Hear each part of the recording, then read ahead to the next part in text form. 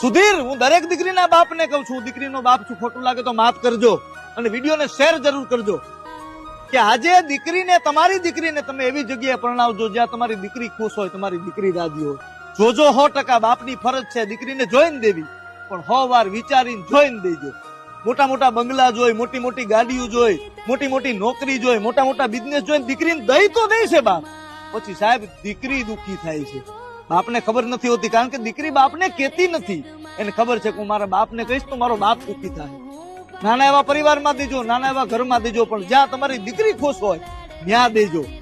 અને હું તો દરેક દીકરીના બાપને કહું છું કે રામ જેવો જમાઈ જોતો હોય ને તો વનવાસ તો ભોગવવો પડે. પંખી તારું ઉડી જાશે, બાપુ તારું કોણ થાશે.